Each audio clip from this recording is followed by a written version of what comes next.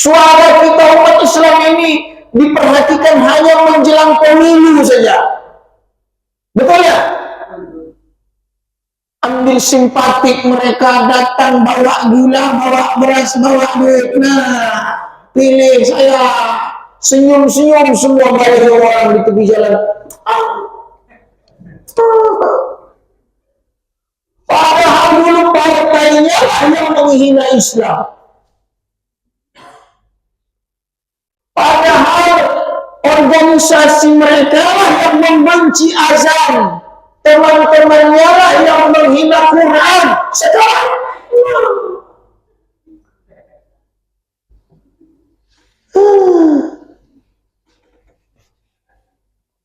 kenapa? 5 tahun sekali aja.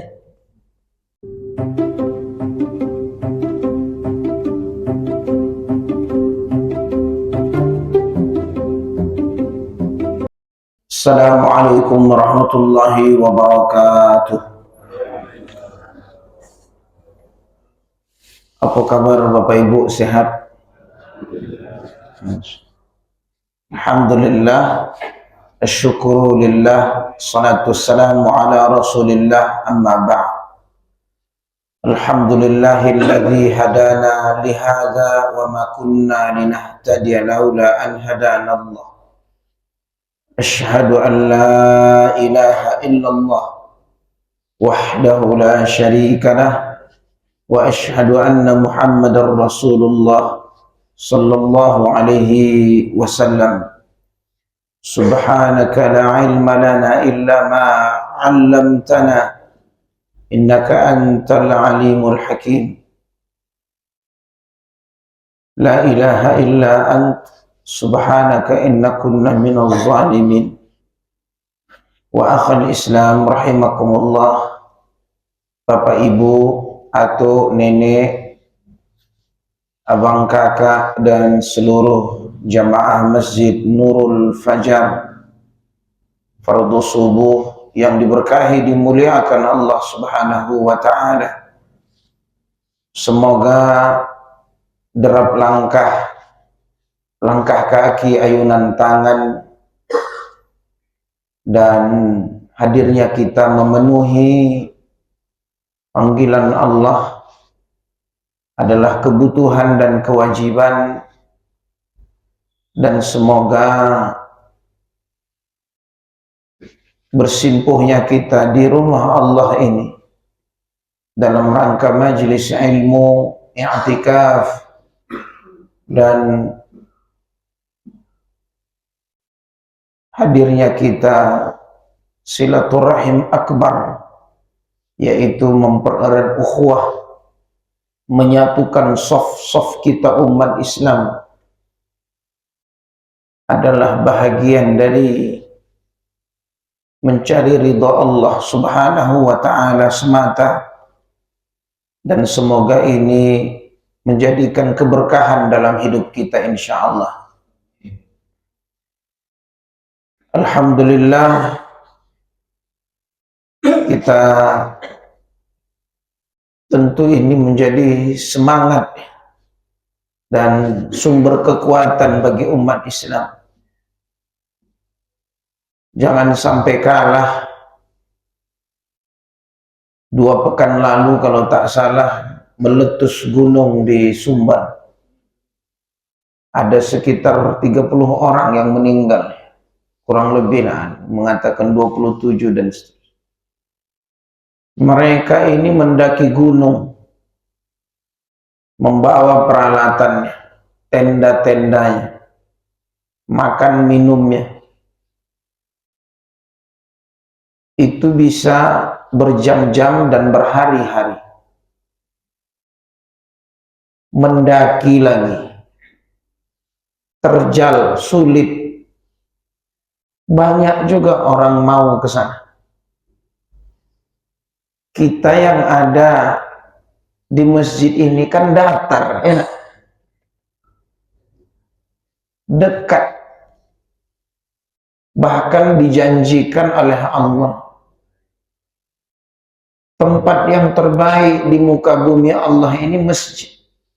suara yang terbaik di muka bumi ini adalah azan. Tapi lebih menarik nampaknya mendaki gunung. Bahkan sampai di sana meletus gunung, mati dia di situ. Itu kalau dia sholat di atas, kalau tidak, saya kadang terpikir. Jadi jangan sampai kalah kita dengan para pendaki gunung. Nah, ini logika yang harus kita bangun sebenarnya. Kemudian mari sama-sama kita hadirkan semangat untuk memenangkan Islam. Saya menganalisa beberapa buku tentang peradaban Islam. Saya simpulkan dalam tulisan saya, kewajiban memperjuangkan Islam.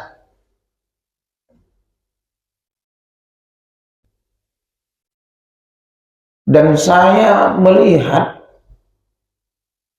bahkan kalau dilihat hari ini, kan menetes air mata kita. Perjuangan saudara-saudari kita di Palestina.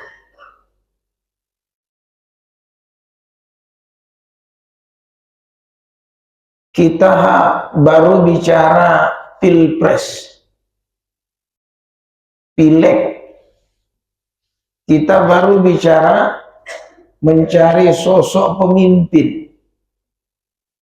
Di Palestina itu mencari air segelas saja itu berkilometer panjang. Antri gas untuk memasak berkilometer panjang. Tidurnya di tenda, musim dingin. Belajar dari imannya penduduk Gaza. Kenapa mereka mau begitu? Yang mereka perjuangkan apa? Hah, Bapak Ibu? Islam.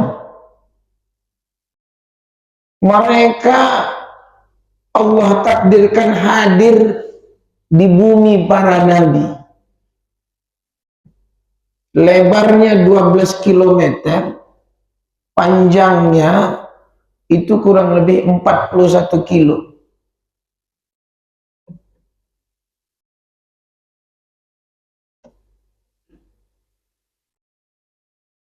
Yang mereka bela itu apa?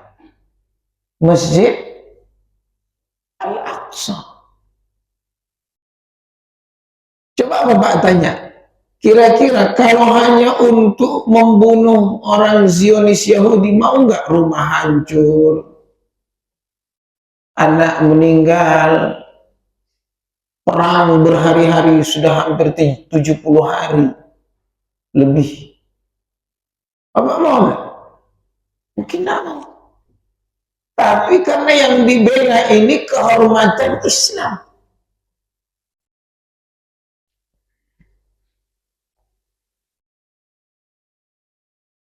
Masya Allah.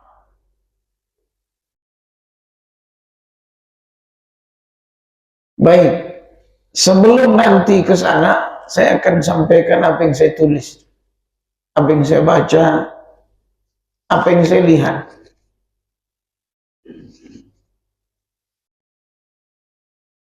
Kalau yang sempat kami alami, kami lihat di Mesir, ulama itu sering ditangkap untuk berdakwah. Tapi belum seberapa dari apa yang dilakukan dan dialami Rasulullah Sallallahu Alaihi Wasallam. Poin pertama, Bapak Ibu, mari kita mencintai, meneladani Rasulullah dalam hal ini. Sebenarnya Islam ini proyeknya kita atau proyeknya Allah? Hah?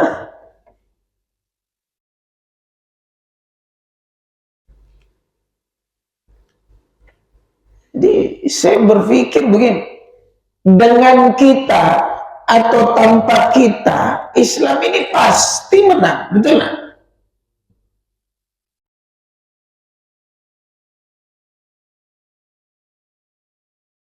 Dan Islam ini untuk kekinian. Apakah hanya dimenangkan dengan satu golongan saja? Bahasanya begini, apakah Islam ini bisa diselesaikan hanya dengan kehebatan satu golongan saja? Yang mengaku mereka paling hebat, paling mantap, paling benar.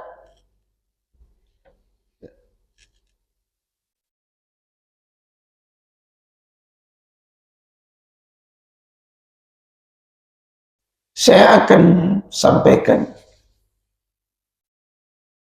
poin yang berikutnya.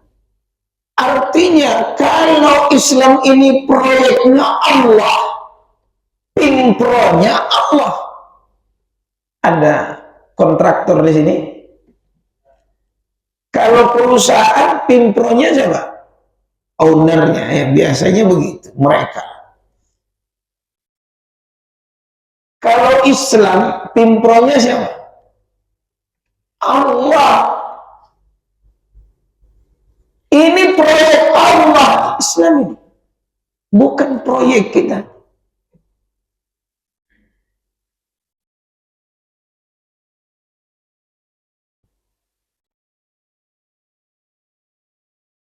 Coba apa kata Allah di surah As-Saff? Yuriduna liyutfi'u nurallahi biafwahihim wallahu mutimmu nurih walau karihal kafirun. Mereka hendak memadamkan cahaya Allah. Ulama tafsir mengatakan cahaya Allah ini Islam.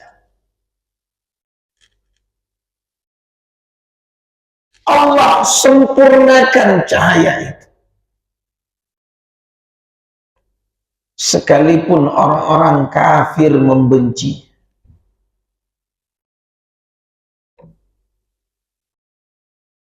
Dulu pernah perang Teluk. Jangankan perang Teluk. Palestina ini pernah perang dibantu negara-negara Arab Teluk itu. Menang atau kalah? Kalah. Sekarang Palestina dari bantu, kelihatannya paling membantu Yaman itu pun Laut Merah. Itu pun ternyata bukan murni orang Palestina, tapi ada orang Syiah. Sampai sekarang siapa yang kalah? Israel yang kalah. Ada yang mereka tutupi. Kata mereka baru 600 tentara yang mati. Padahal sudah ribuan.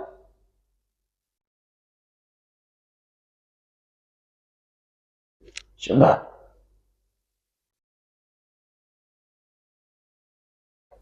Diperkirakan hanya 40 mujahidin Hamas yang baru tewas. 40 baru. Jumlah pejuangnya ada sekitar 40.000.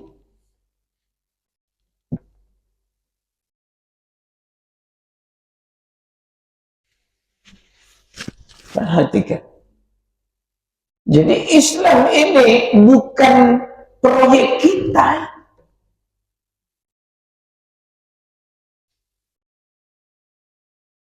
Ini proyeknya Allah. Al-yawma akmaltu lakum dinakum wa atmamtu alaikum ni'mati wa raditu lakumul Islam. Kata Allah, aku ridha, kata Allah. Islam ini sebagai agama kamu.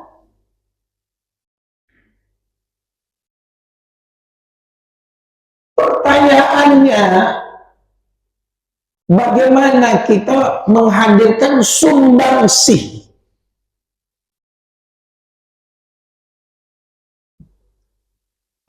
yang harus kita robahin?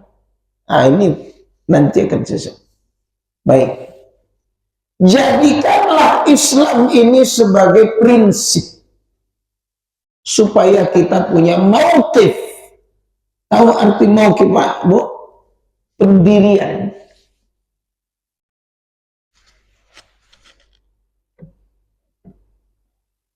Contoh, video terbaru Ustadz Somad.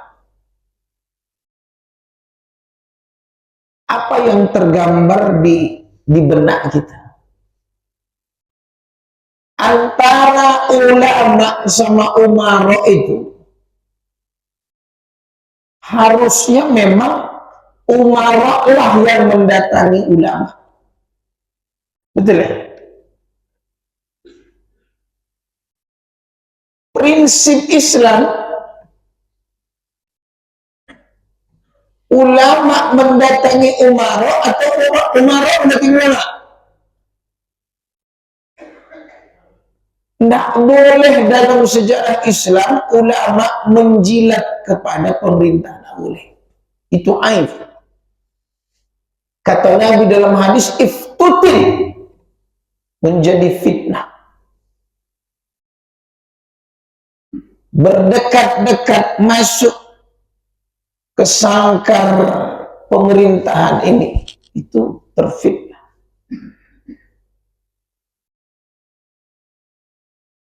Tapi kalau diminta, didatangi, mengawal supaya tidak keluar dari koridor syariah, itu kewajiban ulama. Maka dia dipisah. Ada istilah majelis, MUI, majelis, itu dulu.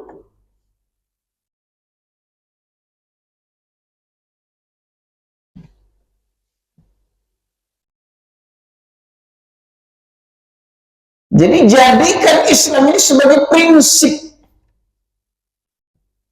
Saya senang, kata Ustaz Somad, tiap pagi saya baca WA, tiap pagi saya baca di Instagram, Telegram.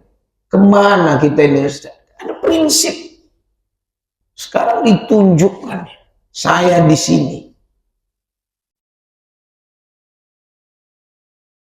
Tidak ada abu-abu dalam Islam ini.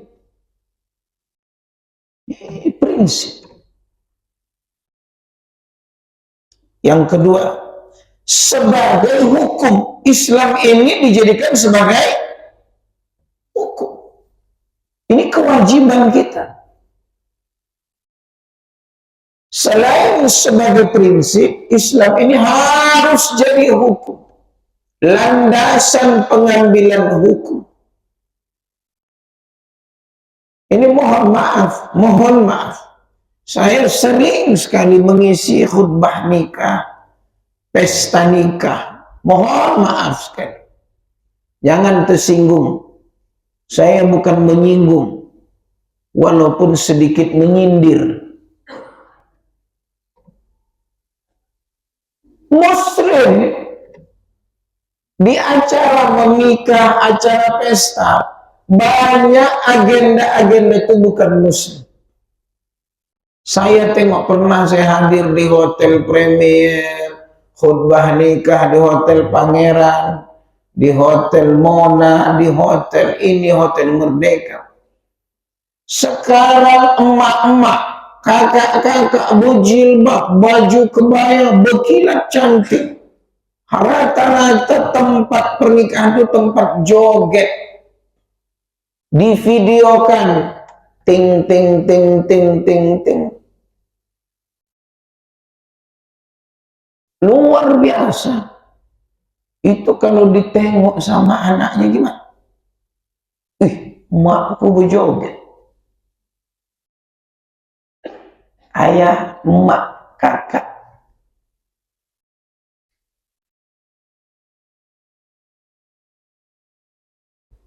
Luar biasa. Baik, apalagi kalau bicara di televisi tak terbendung. Muslim acara pernikahannya ala Eropa, ala ini, bukan. Jadi Islam ini dianggap bukan prinsip, bukan hukum. Enak dia aja. Selera dia. Kacau nanti. Kalau Islam ini dijadikan selera kita, sulit kita untuk menang.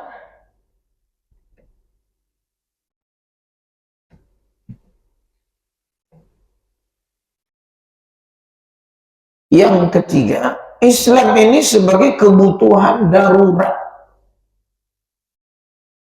Apa arti darurat? Emergency. Bukan sambilan. Ini bukan apa namanya tersier. Bukan.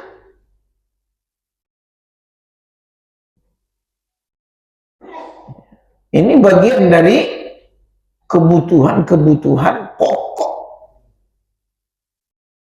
Islam. Baik itu secara individu maupun kolektif.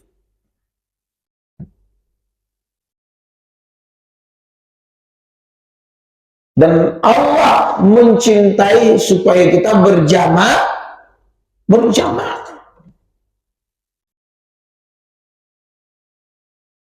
Masya Allah. Contoh begini, saya ambil 4 poin ini sama pejuang Palestina. Pak, Bu, mereka sedang berperang saja masih baca Quran. Iya kan?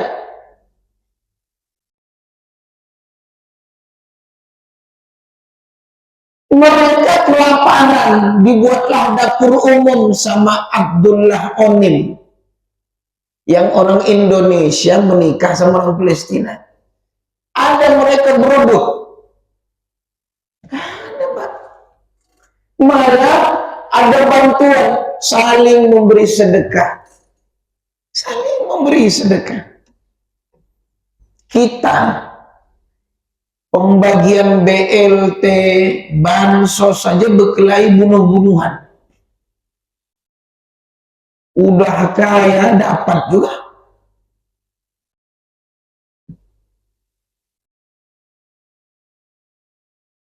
Coba itu di negeri kita. Di dalam Islam ternyata dicontohkan oleh mereka. Karena mereka bahasanya begitu. Mereka begitu memegang agamanya. Maka mereka tidak ada istilah putus asa. Coba Bu, mungkin kalau Bapak Ibu melihat kiriman-kiriman media sosial, sosial media. Ada seorang ibu di Palestina itu bernama Isra Al-Jabis. 8 tahun mendekam di penjara sejak 2015. Ditangkap oleh agresi Zionis Israel, wajahnya mulus, nggak ada cacat tubuhnya. Kemarin 2023 ini dikeluarkanlah pergantian apa namanya tabadul al-asra, tukar ganti tawanan, pertukaran tawanan. Ibu yang tadi itu seperti dibakar wajahnya, disetrika. Seluruh jarinya terpontong, dipotong sama orang Zionis Israel.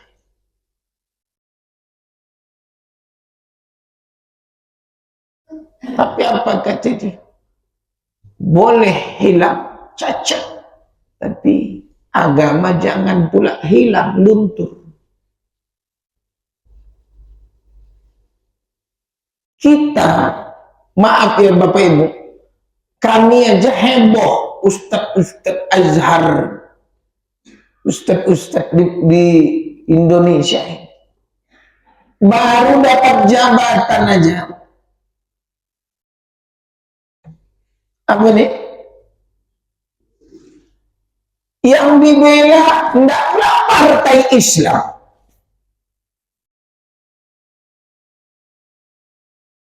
Ada? Nah, saya berani. Kalau begini tak berani, kacau kita. Pak, baru nih jabatan ini. Yang 5 tahun, iya kalau menang. Kita udah memilih aja udah salah.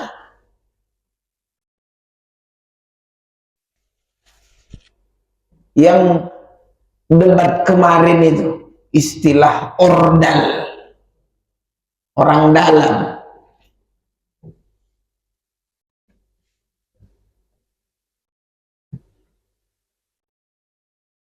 Kenapa? Nggak ada prinsip.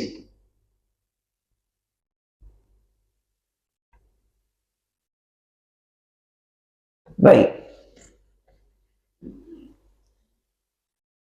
Poin besar yang kedua tadi bicara tentang kewajiban memperjuangkan Islam.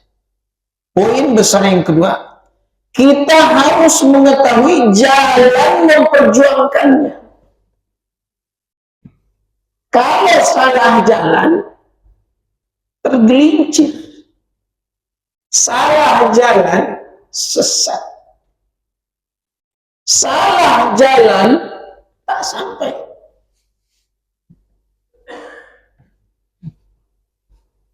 Mutar-mutar kita.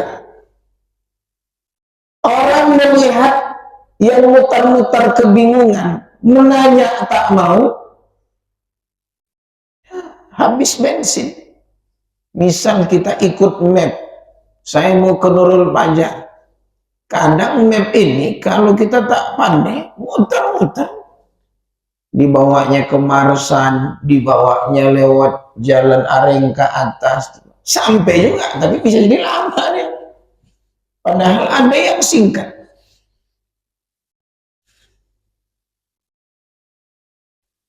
Baik.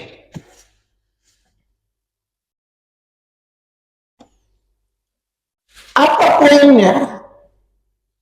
Tentukan pilihan Anda. Ini anaknya Ustadz nih kalau ceramah. Ya kan?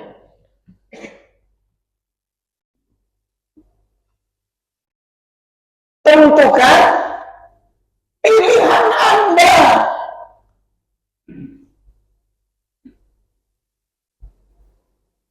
Baik itu memilih organisasi, baik itu memilih afiliasi, memilih misalkan bahkan berumah tangga.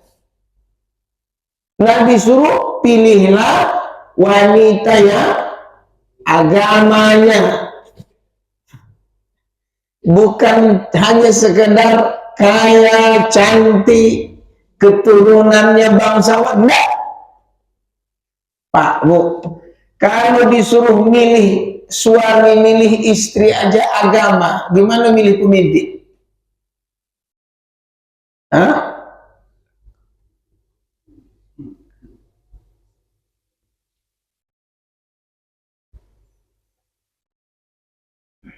Kemudian, ini kata ulama, bagaimana mengetahui poros-poros perjuangan Islam?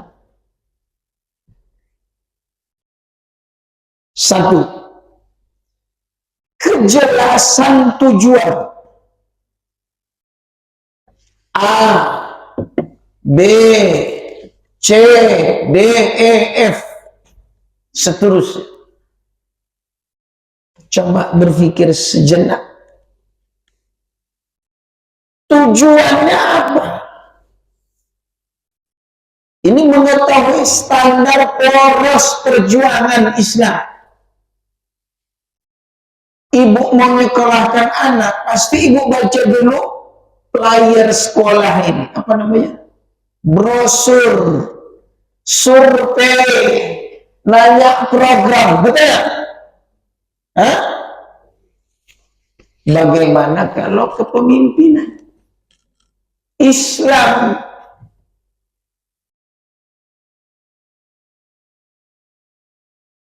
Maka ada kejelasan tujuan. Saya kalau masukkan anak ke sini, padahal niat saya mau dia hafal Quran. Di pondok ini tak ada menghafal Quran. Tujuan tak dapat. Anak saya tujuannya mau jadi dokter. Saya masukkan di teknik. Tak nyambung. Kita mau Islam ini menang. Tapi kita masuk di satu ruangan, di satu rumah, satu organisasi, bukan memperjuangkan Islam, tapi memperjuangkan perut. Jabatan bisa menang. Mana? Kedua, kejelasan roadmap-nya tadi. Bingkainya, alurnya. Kalau mau membangun rumah, apa namanya Pak Dokter? Landscape, apa namanya itu? Bena, apa namanya? Gambar. Pinginnya ruang tamunya berapa meter, berapa tingkat atau tidak. Cornya, pondasinya ini, tapalnya seperti apa. Ini gimana kita berislam? Jalani aja. Mana bisa?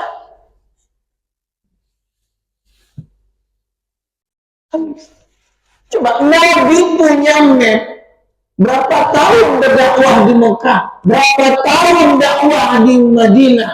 Kapan Nabi merekayasa ini dengan bimbingan Allah? Kapan terjadi perang? Bagaimana berdakwah?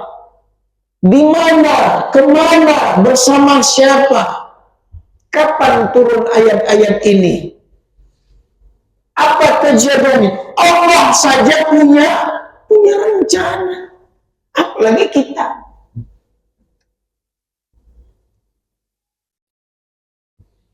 Masya Allah. Allah menurunkan apa? Ayat-ayat khamar. Allah menurunkan ayat-ayat harta warisan. Itu semuanya ada rencana. Ada istilah asbab nuzul. Kenapa ini tidak kita ambil? Masya Allah. Maka yang ketiga, poros perjuangan Islam ini komitmen terhadap perjuangan Rasulullah Sallallahu Alaihi Wasallam. Dan kita melihat orang ini berdebat, memimpin, rujukannya bukan Islam, bukan Rasulullah. Kalau enggak Belanda, Amerika, Cina.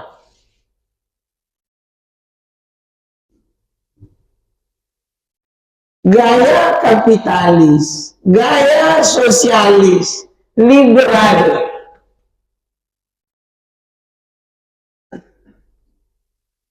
Syukur ada yang bertobat ini.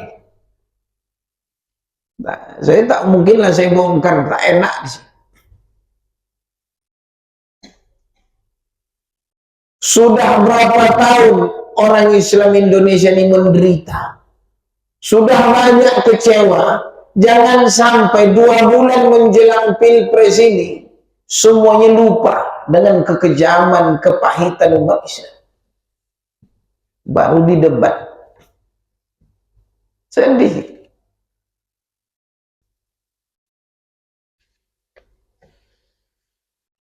Prinsip kemenangan Islam. 1. Janji Allah. Jadi kemenangan ini janji. Wa'adallahu alladhina amanu minkum wa 'amilus shalihat la yastakhlifannahum fil ardh. Allah janji kepada siapa? Orang yang beriman dan orang yang beramal saleh di antara kamu, Allah akan kuasakan mereka di muka bumi. sebagaimana Allah pernah menguasakan kama stakhlafal ladzina min qabli, yang dulu juga pernah Allah kuasakan kepada orang-orang sebelum kamu, kata Allah. Jadi kita ini bukan orang yang pertama ingin memenangkan Islam. Dulu, kata Allah, sudah ada para nabi, bahkan kisah Ashabul Kahfi yang lari ke gua hanya untuk menyelamatkan agama, karena mereka tak boleh menampakkan Islam di depan penguasa-penguasa penyembah api dan matahari, sampai mereka bisa beribadah di dalam gua. Hebat. Masya Allah. Kita ini masih biasa.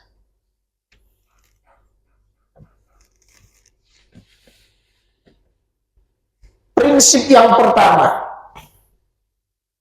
jangan pernah kehilangan obsesi menang. Apa arti obsesi? Keinginan, semangat. Kalau Anda sudah putus asa, mari kita sama tentara-tentara Allah yang di Gaza itu. Betul ya? Tetap mereka berjuang, Pak. Rumah roboh, istri meninggal, anak meninggal, hancur lebur. Bukan Israel Zionis ini bukan perang sama tentaranya, tapi yang diperangi rumah sakit, masjid, jalan raya itu dibongkarnya pakai bulldozer. Jalan yang aspal itu dibongkar. Oh, ini perang atau merusak?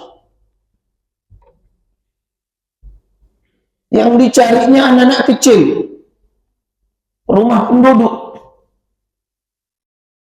Coba. Tapi obsesi umat Islam itu tidak pernah merasa lemah, merasa tidak mampu, tidak sanggup. Jangan, Anda kuat. Makanya kata Allah Subhanahu wa taala, wa la tahinu wa la tahzanu wa antumul a'launa in kuntum mu'minin. Jangan pernah merasa lemah, sedih, apalagi kalian itu adalah orang yang paling tinggi derajatnya. Syaratnya kata Allah, in kuntum mu'minin, kalau kamu beriman. Kalau tak beriman, mundur.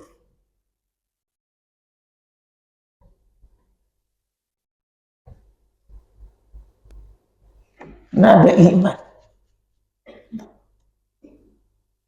Untuk apa saya membela, misalkan bicara politik, bicara pemimpin? Untung bagi saya tak ada. Tim sukses tak ada datang ke saya. Tidak dapat mobil saya. Baju aja tak dapat. Tapi saya berharap kata-kata saya ini menunjukkan ada keimanan, ada obsesi.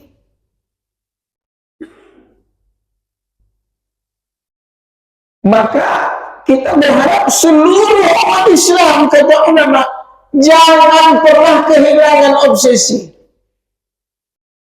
Perang Ahzab. Pak, apa arti perang Ahzab?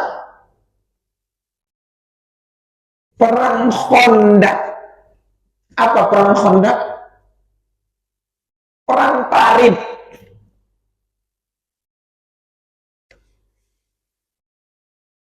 Turun ayat Allah surah Al-Ahzab.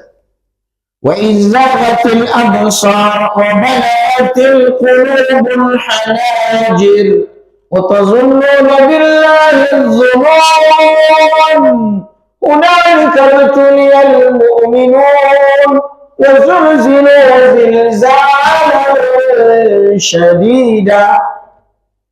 Kata Allah, mata terbelalak. Tentara kaum musyrikin datang jumlah yang banyak. Waktu hanya 6 hari, Rasul mengumpulkan sahabat. Ada ide nggak? Lihat, obsesi. Salah satu yang mengusulkan kita buat parit siapa? Salman Al-Farisi. Digalilah parit. Ada ketika itu eksekutor? Nggak ada. Umat Islam ketika itu untuk makan aja dulu itu sulit. Sampai dalam kisahnya dulu, Pak, Nabi mengambil batu, mengganjal perutnya, diikat, digali. Kalau dalam beberapa sejarah, dalamnya 3 meter, lebarnya 6 meter. Dibuatlah kelompok-kelompok, setiap 10-20 orang menggali sekian. Disitulah datang mukjizatnya Rasul. Seorang sahabat tak tega menengok Rasul, kelaparan. Sahabat, apa lagi? Dipanggillah Rasul dengan beberapa sahabat, karena sahabat ini masak. Cukup hanya untuk beberapa orang. Kata Nabi, tidak usah, bawa aja makanan itu ke sini. Dibawa di sendok, udah dibawa sendok. Cukup semuanya. Cukup, betul. Pernah dengar kisah ini?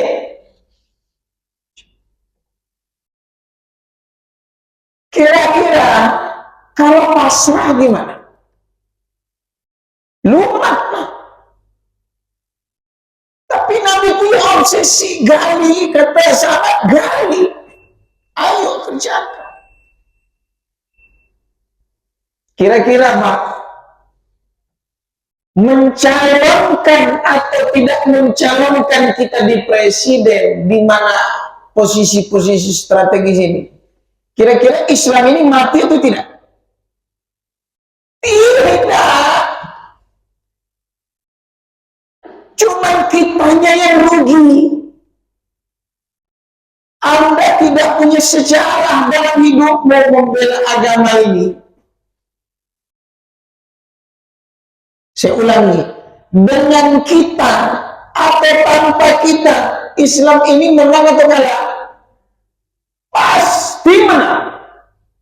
Pertanyaannya, Anda, saya, masukkah dalam proyek kemenangan ini atau tidak?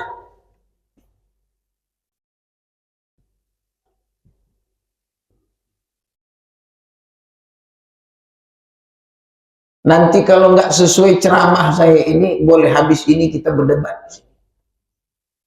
Maksudnya tukar pikiran.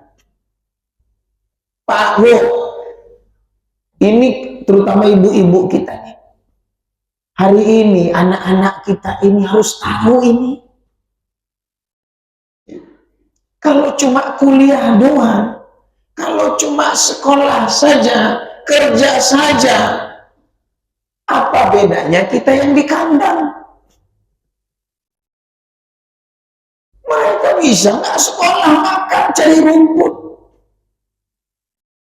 Betul nggak?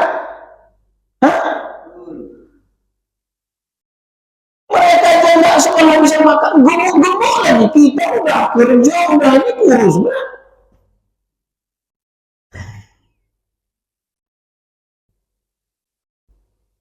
Bedanya kita harus menangkan agama ini. Gimana? Siap? Takbir.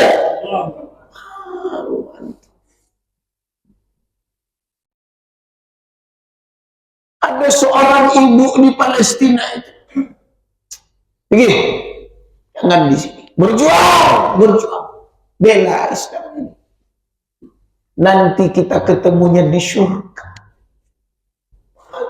Di ayat Maya. Dunia ini sebentar katanya. Kelas roh antar roh. Ijrah. Ada satu rumah sakit, dia mau menengok jasad ayah, dilarang sama dokter. Isya tetap katanya, ngapa kau menangis? Roh, siapkan kematianmu di bumi para nabi ini katanya. Masya Allah.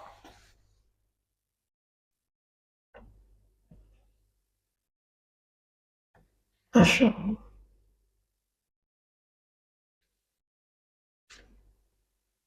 Perhatikan, mata terbelalak, nyawa sudah ditunggu. 6 hari musuh datang. Masih menggali. Datang musuh. Ikhtiar obsesi sudah selesai. Datang tentara Allah. Musim dingin, angin kencang, puting beliung. Habis tenda-tenda musuh ini habis. Dilanda kedinginan berhari-hari. Akhirnya mereka pontang-panting lari. Coba. Mereka kaget. Ini perang apa nih? Kok tiba-tiba ada parit? Ada satu perang. Perang itu ada sahabat namanya Kok. Ini mau perang yang dilawan tentara gajah. Coba lihat, ini ada obsesi. Tentara gajah ini akan melawan umat Islam. Tentara berkuda. Kuda kalau udah melihat gajah takut. Ada seorang sahabat tujuan ini bilang, caranya supaya kuda tidak takut, kita buat patung gajah di tengah-tengah latihan kita ini. Supaya kuda ini sering melihat postur gajah. Dibuat. Awalnya kuda takut, akhirnya kuda terbiasa melihat gajah. Perang menang. Jadi obsesi itu bukan hanya sekedar tapi ada keinginan. Yang kedua, berpikirlah dengan cara yang tak dipikirkan oleh lawan kita. Jadi kalau mau menang, standar kita harus di atas standar musuh. Paham Pak? Contoh, saya ambil contoh orang Zionis Israel. Apa kehebatan orang Hamas? Saya dapat informasi, terowongan Gaza itu, Palestina itu ada 3 tingkat. 1, 10 sampai 20 meter. 2, 40 meter. Terowongan yang paling bawah 80 meter. Saya dapat kiriman dari teman bahwa yang menggali ini adalah mahasiswa-mahasiswa. Kalau istilah kita magang. Jadi magangnya mahasiswa Palestina itu menggali dan mereka belajar geologi dunia pertanahan, tekstur tanah. Mantap. Berpikirlah yang belum dipikirkan oleh musuh Anda. Sama kita mau berdagang, sama-sama jual teh es jumbo.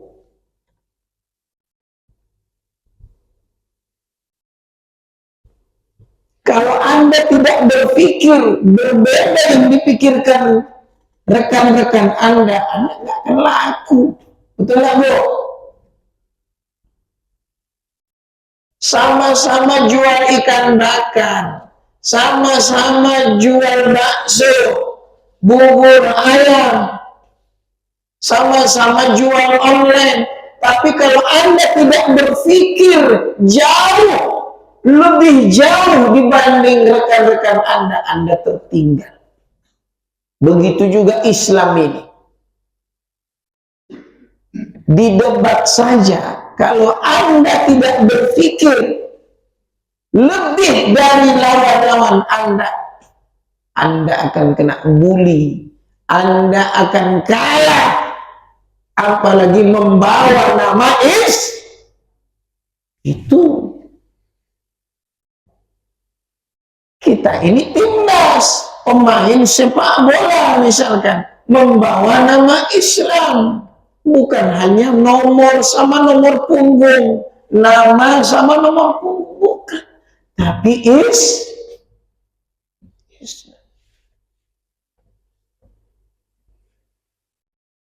maksudnya apa? Satu kemampuan untuk melampaui kemampuan musuh. Contohnya apa? Nih saya tulis. Kisah perang Yarmuk.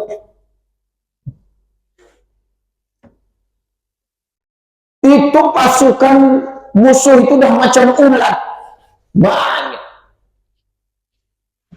Sayyidina Abu Bakar, sahabat Khalid bin Walid, sahabat yang lainnya ketika menengok pasukan umat Islam sedikit. Pak, kita kalau dalam perang menengok pasukan musuh ada jet tempur, tank-tanknya Mirkava, tentaranya misalkan 500.000 orang, Hamas hanya 30.000 orang, 40.000 orang, kira-kira cium nggak gitu? Kapal perangnya banyak, Israel Zionis ini. Tentaranya, kapal selamnya banyak, nuklirnya ada.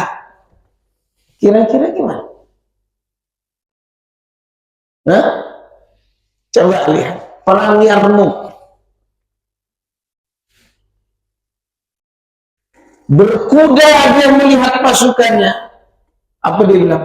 Ya ma'syaral muslimin, inna hadha yawmun min ayyamillah, akhlisu jihadakum. Hai kaum muslimin, hari ini adalah hari-hari Allah. Masya Allah.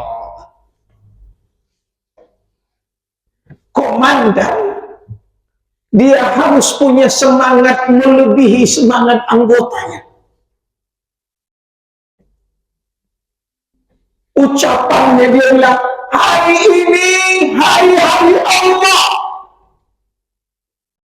Akhlisu jihadat, ikhlaskanlah perjuangan kalian.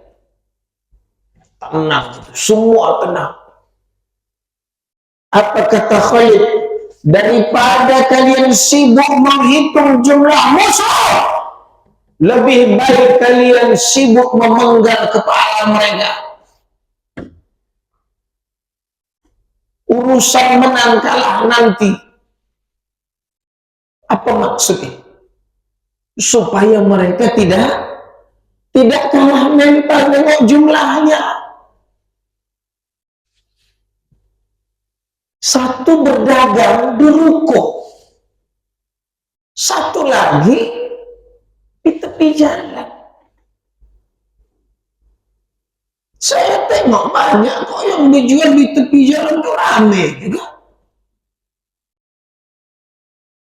Kenapa? Ini penting sekali.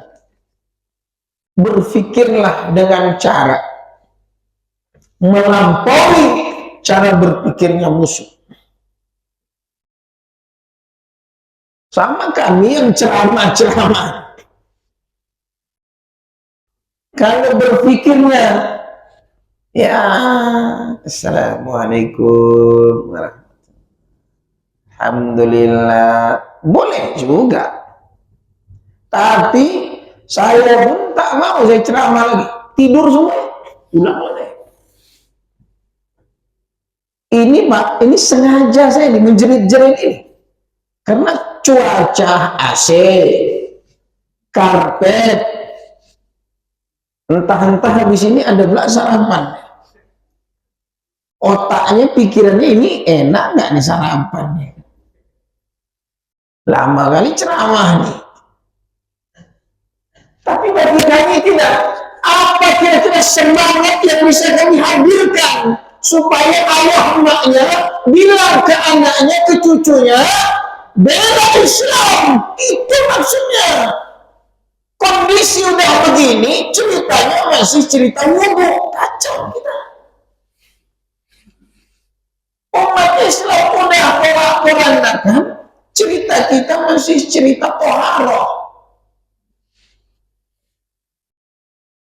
Saudara-saudariku atau nenek, marilah kita beriman kepada Allah. Sehingga nanti kita di alam kubur baik, selamat masuk surga. Kira-kira enak? Hah? Saya pun suka ceramah begitu. Normatif.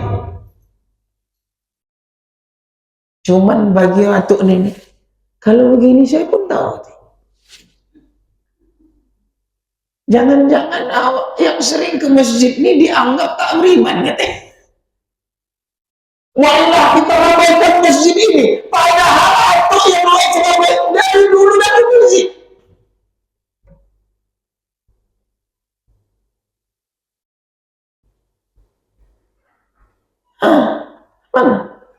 Maka saya kadang harus ada nilai lebih. Apa yang mau saya sampaikan? Apa yang mau dibawa pulang oleh atuk nenek zaman now ini? Yang orang keramaian lebih banyak depan awak. Yang ke SKA lebih ramai. Pasar berdekatan. Maksiat menjual aurat lebih banyak. Islam dilihat, ditontonkan, porak-porandakan. Suara kita umat Islam ini diperhatikan hanya menjelang pemilu saja. Betul ya? Ambil simpatik mereka, datang bawa gula, bawa beras, bawa duit. Nah, pilih saya. Senyum-senyum semua banyak orang di tepi jalan. Padahal dulu partainya yang menghina Islam. Padahal organisasi mereka lah yang membenci azan. Teman-temannya lah yang menghina Quran. Sekarang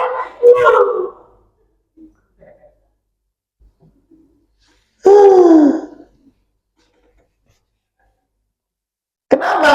5 tahun sekali aja.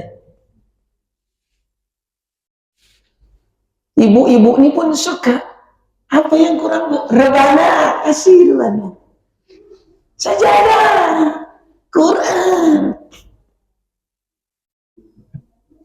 Semua hari ini aktif.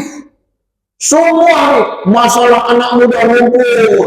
Main bola ada, futsal ada, dangdutan ada, kajian-kajian ada. Kemarin ente kemana, bos? Sebelum-sebelumnya kenapa Anda tak pernah ke masjid? Peci selama ini tidak ada, jilbab tak ada. Sekarang cantik kali kawannya.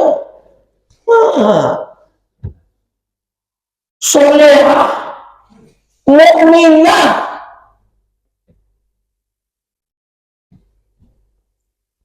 Dulu-dulu waktu undang-undang cipta kerja mau disahkan, kali pun mengetok, kali pun mendukungnya. Sekarang, buruh harus, Islam harus. Otak. Kita harus hari ini. Jangan sempat kehilangan obsesi, Pak. Yang menderita siapa? Anak-anak kita besok, Pak. Sedih nanti anak-anak kita. Kita masih oke. Anak-anak kita. Ada satu hadis begini, kenapa saya sampaikan? Ini ngeri sekali, Pak. Ternyata kejadian sekarang ini ada dalam hadis Nabi. Dan hadis itu dimuat dalam kitab ensiklopedi akhir zaman.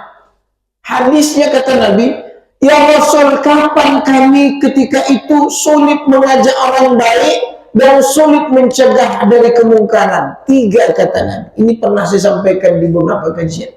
1, kalau nanti orang tuanya itu apa? Moralnya rusak. Nanti terjadi kata Nabi, para senior ini, pemimpin orang-orang hebat ini sudah tak bermoral. Coba hari ini lihat, supaya dipilih hanya kerjanya joget aja. Saya belum pernah mendapatkan zaman seperti ini kecil-kecil dulu. Pemilu yang tahunya musik, artis. Ada saya lihat di dalam satu ruangan kementerian, ting ting ting ting ting ting, Dewan Rakyat, mak-mak berjilbab. Mohon ya, kalau kalian pun di dalam partai itu, entahlah bantai kalian lagi, urusan kalian akhirat kalian lagi. Tapi saya lawan ini. Kenapa? Kata Nabi, nanti zaman itu orang tua pemimpin-pemimpinnya moralnya rusak. Bahkan kalimatnya al-fahisyah. Maknanya apa? Pezina. Kedua, wal mulku fi sigharikum. Ketika itu kekuasaan di tangan anak-anak kecil.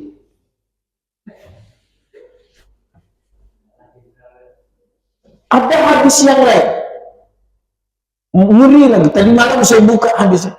Imaratus Sibyan, penguasa-penguasanya adalah bayi-bayi. Bahasanya apa? Belum cukup umur, masih bayi pun tidak jelas. Bau kencur kata atuk. Itu ada hadisnya, Pak.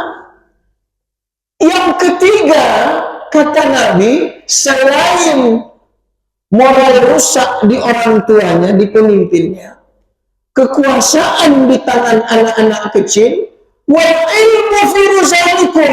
Kata Nabi, ilmu di tangan orang-orang rendahan. Maksudnya apa? Ulamanya penjilat.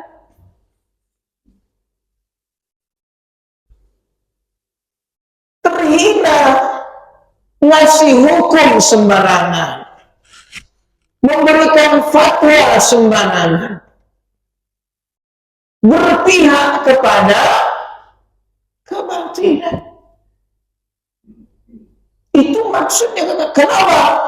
Ada kata ulama hadis lagi, wal ilmu fi rusalikum, ternyata yang memegang dan memberikan pengarahan kepada umat, penyuluh itu adalah siapa? Al-fusaq, orang-orang fasik. Pak, Bu, besok Bapak Ibu punya masalah, datang ke orang tua, orang tuanya berjoget. Aneh nih, tak jadilah. Pergilah ke pemerintah. Pemangku pemerintahnya siapa? Anak kecil. Kok gede nih? Baca lu. Balik. Pergilah ke ulama. Ulama yang belilit-belilit. Pakaiannya hebat. Tapi kira-kira gimana, Pak? Kira-kira ketika itu apa yang menjadi tanda tanya di hati kita? Apa kira-kira, Bu? Apa kata Nabi yang tadi? Ketika itu sulit untuk mengajak orang baik. Ketika itu sulit untuk melarang orang. Akhirnya apa? Pasrah.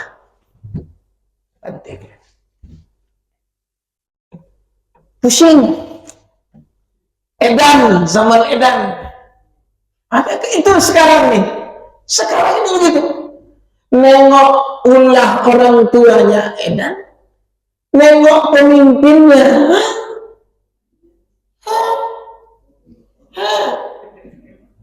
Nengok nanti ulamanya. La ilah. Hati-hati, Pak. Saya mohon maaf saya sampaikan ini. Ini poin terakhir saya sampaikan, ya. Jangan pernah kita mundur. Mindsetnya menyerap. Kalau kita ingin punya prinsip menang, jangan pernah kehilangan obsesi. Yang kedua, berpikirlah di atas kemampuan rata-rata musuh-musuh. Yang ketiga, apa tadi? Mindsetnya, Pak, bukan bertahan, Pak, tapi nyerang, Pak. Maksud menyerangnya, Pak, lakukan, buat, bukan putus asa kita. Saya kawan saya, siapa namanya? Dia kiai pesantren, Dr. Mursyid, DPD RI. Jumpa pernah satu hari.